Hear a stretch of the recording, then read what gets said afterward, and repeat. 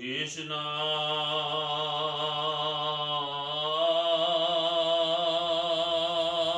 শংকৰ গুৰু হৰি ৰাম ৰাম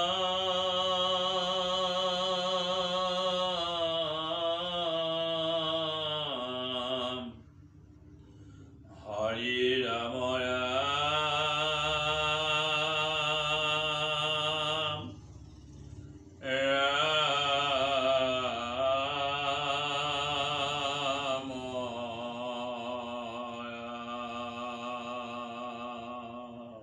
কৃষ্ণ পৰম দুৰ্বোধ আত্মতত্ত্ব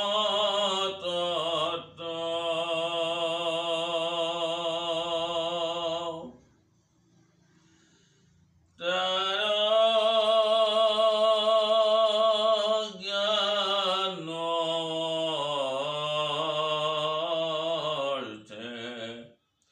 হৰি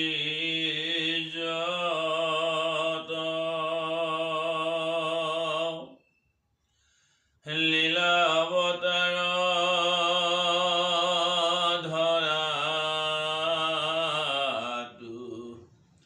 মে কৃপা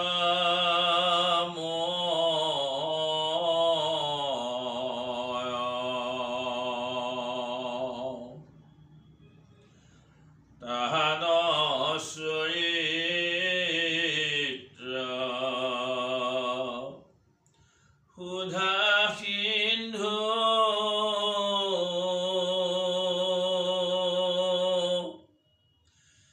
তাতে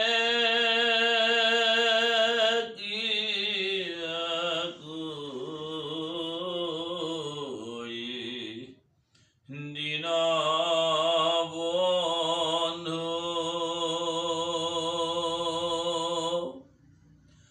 আশ্ৰয় পুৰুষাৰ্থ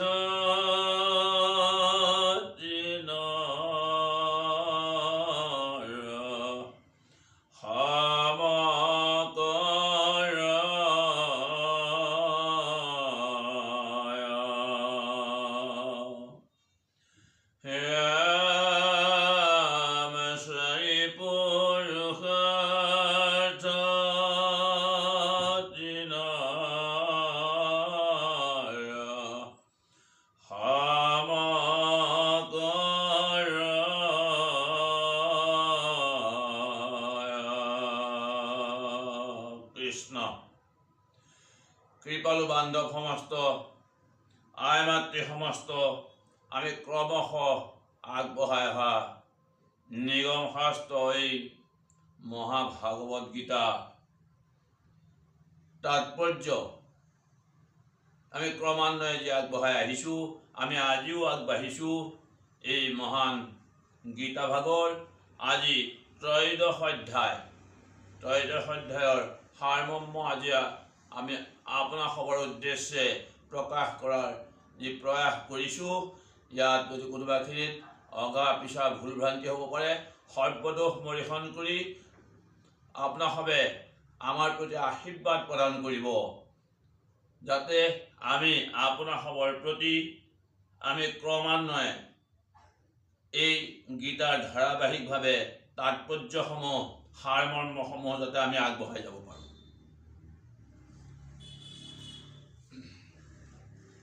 এই শ্ৰীমদ ভগৱত গীতা, যি গীতাৰ জন্ম হৈছিলে ভীষ্ম পৰ্বৰ অষ্টাদশ পৰ্বৰ এই মহাভাৰতৰ ভীষ্ম পৰ্বৰ 25ৰ পৰা 42 পৰ্যন্ত এই 18টা অধ্যায় মহাশাস্ত্ৰ গীতা ৰূপে চিহ্নিত হৈছে। এই গীতা শাস্ত্ৰ প্ৰভু ভগৱন্তই তেওঁৰ এই সখা ক্ষত্ৰিয় বীৰ তৃতীয় পাণ্ডৱ তেওঁকেই মাধ্যম হিচাপে লৈ জগতৰ লোকক জ্ঞান দান দিবৰ বাবেই এই গীতা শাস্ত্ৰভাগ কুৰুক্ষেত্ৰ ৰণস্থলীত সেই ধৰ্মক্ষেত্ৰ নামৰ স্থলীত কুৰুক্ষেত্ৰ সমৰত অৱতীৰ্ণ হ'বৰ বাবে পাণ্ডৱ আৰু কৌৰৱক সেই ৰণক্ষেত্ৰত সমবেত কৰাই যেতিয়া তেওঁৰ ৰথৰ সাৰথি হৈছিল, অৰ্জুনৰ ৰথৰ সাৰথি হৈ তেওঁ যেতিয়া সেই ৰথ যুদ্ধক্ষেত্ৰৰ মাজলৈ লৈ গৈছিল, তেতিয়া অৰ্জুনে তেওঁক কৈছিল যে তুমি যুদ্ধক্ষেত্ৰৰ মাজলৈ নিয়া, মই চাই লওঁ কোননো আহিছে আত্মদাহ দিবৰ বাবে, মই চাই লওঁ। কিন্তু অৰ্জুনৰ অভিপ্ৰায় বুজি পাইছিল কৃষ্ণই, আৰু সেয়েহে তেওঁ এই ৰথখন লৈ গৈছিল যুদ্ধক্ষেত্ৰৰ মাজলৈ। আৰু তাতেই তেওঁ যেতিয়া ইষ্ট কুটুম্ব সভাকো তেওঁ দৰ্শন কৰিলে, তেতিয়াই তেওঁৰ মনত বিষাদ আহিল, আৰু এই বিষাদ অহাৰ বাবেই তেওঁ যুদ্ধ নকৰাৰ সংকল্প কৰিলে। যিহেতু তেওঁ নিজৰ ইষ্ট কুটুম্বক বধ কৰিব লাগিব, গতিকে এই ইষ্ট কুটুম্বক বধ কৰিতো তেওঁ ৰজা কাৰ ওপৰত ৰজা হ'ব, গতিকে তেওঁনো কি দেশ শাসন কৰিব, এই কথাকে লৈ তেওঁ বিষাদত ধনুষৰ পেলাই তেওঁ ৰথৰ ওপৰত বহিলে। যিহেতু তেওঁ অজ্ঞানত আছে, তেওঁ যিহেতু মায়াত আবদ্ধ হৈ আছে, কৃষ্ণ যিহেতু তেওঁৰ লগতে আছে, সেই কালৰূপী কৃষ্ণ যিহেতু তেওঁৰ লগত আছে, তেওঁ অজ্ঞানবশতঃ কৃষ্ণক চিনি পোৱা নাই, আৰু সেই কৃষ্ণক চিনি নোপোৱাৰ বাবতেই তেওঁ আজি বিষাদগ্ৰস্ত হ'ব লগা হ'ল কুৰুক্ষেত্ৰ ৰণস্থলী। এতিয়া এই কুৰুক্ষেত্ৰ ৰণস্থলীলৈ যেতিয়া ধৃতৰাষ্ট্ৰৰ পুত্ৰ সমস্ত আৰু পাণ্ডুৰ পুত্ৰ সমস্ত যেতিয়া গৈ ৰণক্ষেত্ৰত সমবেত হৈছিল, সেই সময়ত অন্ধ ধৃতৰাষ্ট্ৰই তেওঁৰ এই মন্ত্ৰী সঞ্জয়ক তেওঁ সুধিছিল, আৰু ধৃতৰাষ্ট্ৰৰ এটা প্ৰশ্নৰ বাবেই এই মহান গীতা শাস্ত্ৰভাগ। তেওঁ সুধিছিল, ধৰ্মক্ষেত্ৰে কুৰুক্ষেত্ৰে সমবেতা যুযুৎসৱা মামকা পাণ্ডৱস্যৈব কিম কুৰ্বত সঞ্জয়।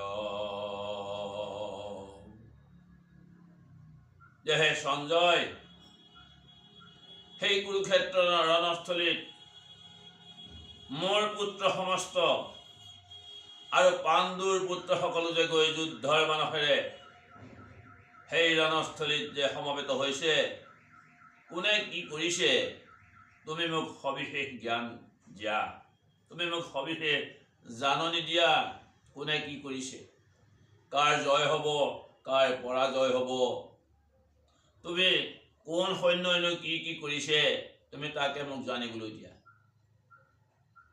আৰু ধৃতৰাষ্ট্ৰৰ যিহেতু তেওঁ অন্ধ, আৰু তেওঁ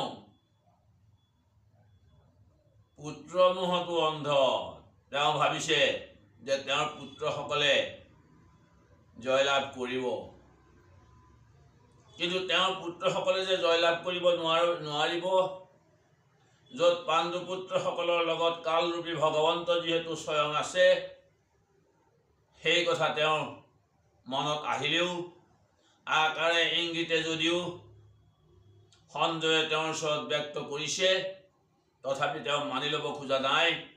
তেওঁ মনক সান্তনা দিবৰ বাবেই পুনৰবাৰ সঞ্জয়ৰ লগত এই প্ৰশ্নকেই কৰি আছে যে তুমি মোক জানিবলৈ দিয়া, কুৰুক্ষেত্ৰ ৰণস্থলীত কোনে কি কৰিছে। যিহেতু অৰ্জুনৰ বিষাদ আহিল, এই বিষাদ অহাৰ বাবেই কৃষ্ণই সেই দ্বিতীয় অধ্যায়ৰ পৰা আৰম্ভ কৰি ষষ্ঠ অধ্যায় পৰ্যন্ত ভগৱন্ত প্ৰভুৱে অৰ্জুনক জ্ঞান দান দিছে যে কি কি কৰ্ম কৰিলে কি ফল পায়, সেই সকাম কৰ্মসমূহক নিষ্কাম কৰ্মলৈ কেনেকৈ নিব পাৰি, ভগৱন্তক উপাসনা কৰি কেনেকৈ ভগৱন্তক লাভ কৰিব পাৰি, এই প্ৰথম অধ্যায়ৰ পৰা ষষ্ঠ অধ্যায় পৰ্যন্ত কৰ্মসমূহৰ বৰ্ণনা যোগৰ মাধ্যমেৰে, অষ্টাংগ যোগৰ মাধ্যমেৰে ভগৱন্তই অৰ্জুনক জ্ঞান দান দিছিল। আৰু অৰ্জুনক জ্ঞান দান দিয়াৰ সেই চলেৰেই জগতৰ নৰলোকৰ বাবেও এই জ্ঞান প্ৰচাৰ কৰিছিল, যাতে গীতাৰ জ্ঞান পাই সকলো নৰলোকে ভগৱন্তক উপাসনা কৰিবলৈ সুমতি পায় আৰু সকলোৱে যাতে ভগৱন্তক উপাসনা কৰিব পৰা হয়। গীতাৰ সপ্তম অধ্যায়ৰ পৰা দ্বাদশ অধ্যায় পৰ্যন্ত এই 6টা অধ্যায়ত কৰ্মৰ পাছত সকাম কৰ্মক নিষ্কাম কৰ্মলৈ অনাৰ পাছত ভক্তি যোগ, ভক্তি কেনেকৈ ভগৱন্তৰ ওচৰত কৰিব লাগিব আৰু ভকতিৰ দ্বাৰা কেনেকৈ ভগৱন্তক বশ কৰিব পাৰিব, এই ভকতিৰ কথা ভগৱন্তই অৰ্জুনৰ আগত বাৰে বাৰে প্ৰকাশ কৰি আহিছে। য'ত দশম অধ্যায়ত বিভূতি দেখুৱাৰ চলেৰে তেওঁ 81বিধ ভকতিৰ কথা প্ৰকাশ কৰিলে। 81বিধ ভকতি প্ৰকাশ কৰাৰ অৰ্জুনে তেওঁক চিনি পাইছোঁ বুলি যিহেতু কৈছে, তাৰপিছত তেওঁ চাব বিচাৰিছে তেওঁৰ বিশ্বৰূপ, আৰু একাদশত গৈ বিশ্বৰূপ তেওঁক দেখুৱাইছে। আৰু এই বিশ্বৰূপ দেখি অৰ্জুনে তেওঁৱেই যে ভগৱান, তেওঁৱেই যে সৃষ্টি স্থিতি আৰু প্ৰলয়ৰ গৰাকী, এই কথা অৰ্জুনে চিনি পাইছে। এই কথা কৃষ্ণৰ লগত তেওঁৰ সাক্ষাৎ হৈ আৰু কৃষ্ণই এওঁই যে কালৰূপী ভগৱন্তৰ ৰূপে তেওঁ আহিছে, সেই কথা তেওঁ বুজি পাইছে। আৰু এতিয়া তেওঁ বিশ্বৰূপ দেখাৰ পাছত ভগৱন্তক তেওঁ চতুৰ্ভুজ ৰূপ যেতিয়া ল'বলৈ কৈছিল, সেই সময়তো ভগৱন্তই চতুৰ্ভুজ ৰূপ নলৈ মনুষ্য ৰূপ তেওঁ দ্বিভুজ ৰূপ তেওঁ ধাৰণ কৰিছিল। এয়া আছিল একাদশ অধ্যায়। আৰু দ্বাদশ অধ্যায়ত আহি তেওঁ ভকতি, শ্ৰেষ্ঠতম ভকতিৰ কথা তেওঁ প্ৰকাশ কৰিলে। যি ভকতি জানিলে আৰু জানিবলৈ বাকী নাই, সেই ভকতি জানিবলৈ হ'লে বেদৰ তত্ত্বক জানিব লাগিব। সেই অবিদিত তত্ত্ব, বেদৰ সেই অবিদিত তত্ত্বক যেতিয়া বিদিত কৰিব, তেতিয়া আৰু জানিবলৈ একো কথাই বাকী নাথাকে। গতিকে সেই ভকতিৰ শ্ৰেষ্ঠত্ব প্ৰমাণ কৰি ভগৱন্তই কৃষ্ণৰ ওচৰত, অৰ্জুনৰ ওচৰত এই ভকতিৰ শ্ৰেষ্ঠত্ব তেওঁ দেখুৱালে। এতিয়া আহিছে ক্ষেত্ৰ আৰু ক্ষেত্ৰজ্ঞ। ত্ৰয়োদশ অধ্যায়ত ভগৱন্তই অৰ্জুনক দেখুৱাব বিচাৰিছে, অৰ্জুনক ক'ব বিচাৰিছে যে ক্ষেত্ৰ আৰু ক্ষেত্ৰজ্ঞ সম্পৰ্কত।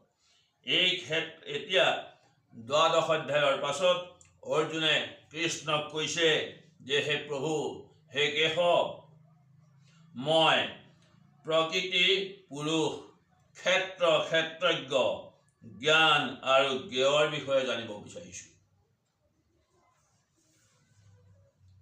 প্ৰকৃতিং পুৰুষং চৈব ক্ষেত্ৰং ক্ষেত্ৰজ্ঞমেব চ এতদ্বেতি ত্বমিস্বামি জ্ঞানং জ্ঞেয়ং চ কেশৱ।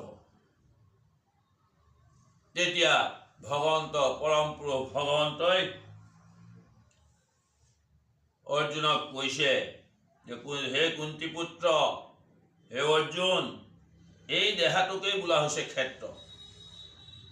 আৰু যিজনে এই দেহটোৰ বিষয়ে জানিছে তেওঁক কোৱা হৈছে ক্ষেত্ৰজ্ঞ।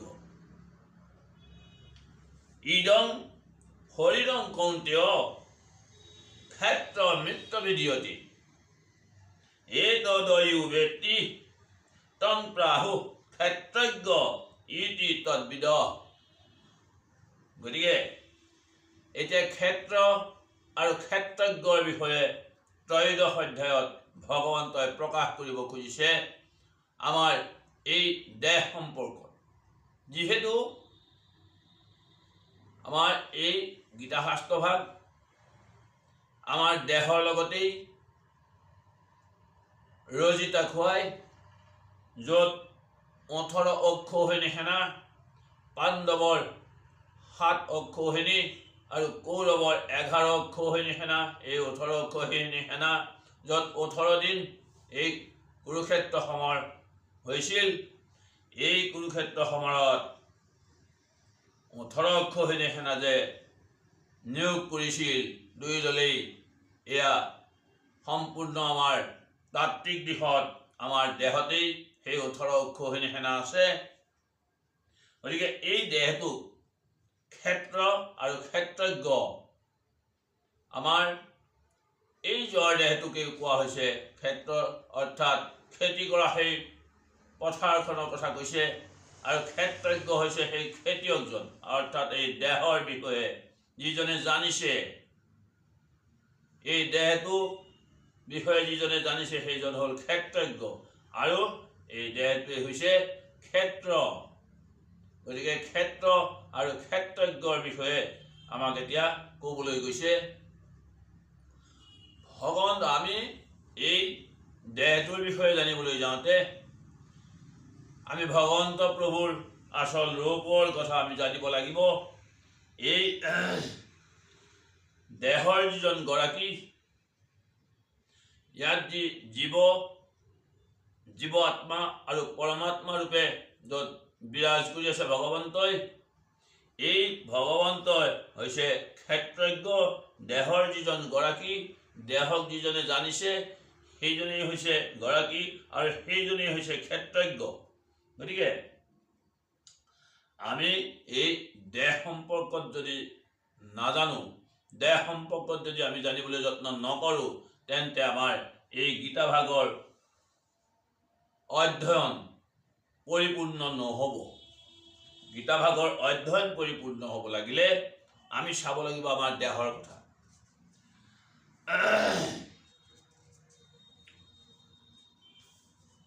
আমাৰ এই দেহটো যিহেতু যি সময়ত এই পৰিদৃশ্যমান জগতত জীৱ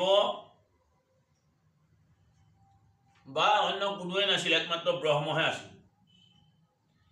এই ব্ৰহ্মই যোগনিদ্ৰাৰ চলেৰে তেওঁ সৃষ্টিৰ ইচ্ছা কৰিছিল, আৰু তেওঁৰ লীলাৰ বাবেই প্ৰকৃতিক অৰ্থাৎ মায়াক তেওঁৰ পৰাই সৃষ্টি কৰি তেওঁ নিজে পুৰুষ ৰূপে তেওঁ প্ৰকাশিত হৈছে, আৰু সৃষ্টি কৰিলে তেওঁ কিহৰ? স্পন্দনৰ সৃষ্টি কৰিলে, আৰু পুৰুষৰ সেই কটাক্ষত প্ৰকৃতি গৰ্ভৱতী হ'ল। প্ৰথমে এই প্ৰকৃতিৰ পৰা মহত্তত্ব বা বুদ্ধিৰ জন্ম হৈছে।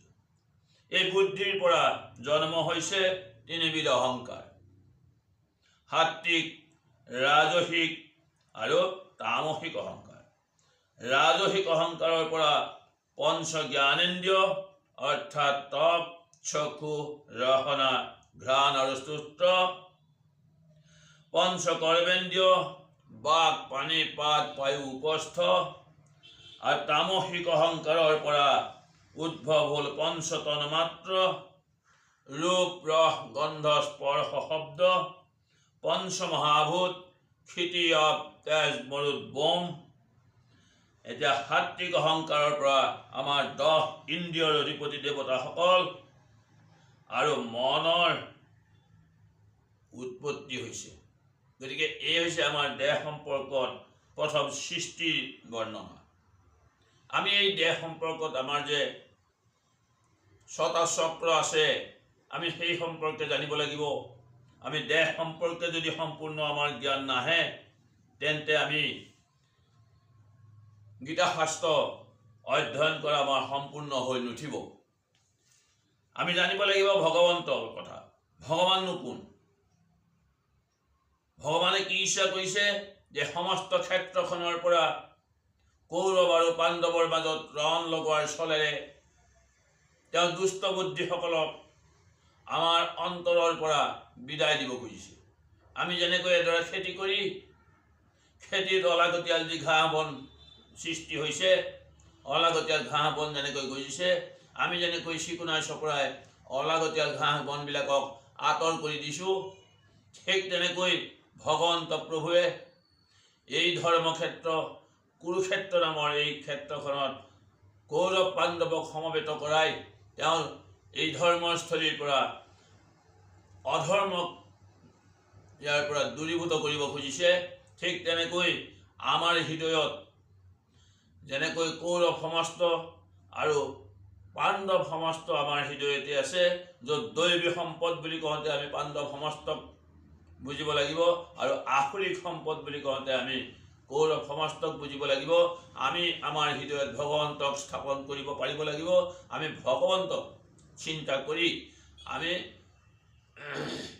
হৃদয়ত ভগৱন্তক যেতিয়া আমি অনুভৱ কৰিব পাৰিম, আমাৰ অন্তৰত পুঞ্জীভূত হৈ থকা আসুৰিক সম্পদসমূহক আমি যেতিয়া আমাৰ হৃদয়ৰ পৰা আমি আঁতৰ কৰি দিব পাৰিম, আমাৰ তেতিয়াই হৈ পৰিব এইখন ধৰ্মক্ষেত্ৰ। আৰু আমি তেতিয়াই ভগৱন্তক চিনি পাব পাৰিম। কেনেকৈ? সমস্ত বৈদিক শাস্ত্ৰই শ্ৰীকৃষ্ণই যে পৰমেশ্বৰ ভগৱান এই কথা স্বীকাৰ কৰিছে। সমস্ত দেৱ দেৱীগণেও ভগৱন্তক তেওঁ স্বীকাৰ কৰিছে, ভগৱন্তক আৰাধনা কৰিছে, পূজা কৰিছে। ব্ৰহ্ম সংগীতত কৈছে যে সচ্চিদানন্দময় শ্ৰীকৃষ্ণ পৰমেশ্বৰ তেওঁৱেই অনাদি, তেওঁৱেই সকলোৰে আদি আৰু সকলোৰে কাৰণৰো কাৰণ। ঈশ্বৰ পৰম কৃষ্ণ সচ্চিদানন্দ বিগ্ৰহ অনাদিৰ আদি গোবিন্দ সৰ্ব কাৰণ কাৰণ। কৃষ্ণই নিজেই স্বীকাৰ কৰিছে যে মই এই সমস্ত জড় আৰু চেতনৰ উৎস, সকলোৱেই মোৰ পৰাই ভগৱন্তৰ পৰাই যে প্ৰৱৰ্তিত হৈছে, এই কথা ভগৱন্তই নিজেই স্বীকাৰ কৰিছে। আমি গীতাশাস্ত্ৰৰ ওচৰলৈ আহোঁতে আমি সদায় এটা কথা লক্ষ্য কৰিছোঁ যে কৃষ্ণই নিজ মুখেই তেওঁ উপদেশ প্ৰদান কৰিছে আৰু তেওঁ বাৰে বাৰে কৈ আছে যে সৰ্বধৰ্মান পৰিত্যাজ মামেকং শৰণং ব্ৰজ, যে সকলো ধৰ্ম পৰিত্যাগ কৰি একমাত্ৰ মোতেই শৰণ লোৱা আৰু মই তোমালোকক সকলো বিপদৰ পৰা উদ্ধাৰ কৰিম, সকলো পাপৰ পৰা মুক্ত কৰিম। আমি যদিও সকলো শাস্ত্ৰ পঢ়িছোঁ, সকলো শাস্ত্ৰত কিন্তু শাস্ত্ৰই আমাক উপদেশ দিছে ভগৱন্তক উপাসনা কৰিব। কিন্তু এই গীতা শাস্ত্ৰ ভাগত কৃষ্ণই নিজেই কৈছে যে মোকেই তোমালোকে উপাসনা কৰা, মই তোমালোকক সকলো পাপৰ পৰা উদ্ধাৰ কৰিম। আমাক এই ক্ষেত্ৰ আৰু ক্ষেত্ৰজ্ঞ যুগ, ক্ষেত্ৰ আৰু ক্ষেত্ৰজ্ঞ বিভাগ যুগ, যিজনে আমাৰ এই ক্ষেত্ৰখন, এই দেহটো যদি আমি ক্ষেত্ৰ বুলি ধৰি লওঁ, এই ক্ষেত্ৰৰ পৰা আমাৰ এই আসুৰিক সম্পদসমূহক আমি দূৰীভূত কৰিব পাৰিলে এইখনেই হ'ব ধৰ্মক্ষেত্ৰ। আৰু এই ধৰ্মক্ষেত্ৰখন স্থাপন কৰিব পাৰিলেই আমি ভগৱন্ত প্ৰভুক আমাৰ হৃদয়ত আমি অনুভৱ কৰিব পাৰিম। কৃষ্ণ কৃষ্ণ কৃষ্ণ। প্ৰভুসকল, আমি আজি ক্ষেত্ৰজ্ঞ বিভাগ যুগৰ পৰ্যালোচনা ইমানতে সামৰি পুনৰবাৰ এই ক্ষেত্ৰজ্ঞৰ বিষয়ে আমি পুনৰবাৰ আলোচনা কৰিম বুলি আশা ৰাখি আপোনাৰ খবৰ পৰা আমি ইমানতে আজি বিদায় ল'ব খুজিছোঁ। কৃষ্ণ হৰি ৰাম।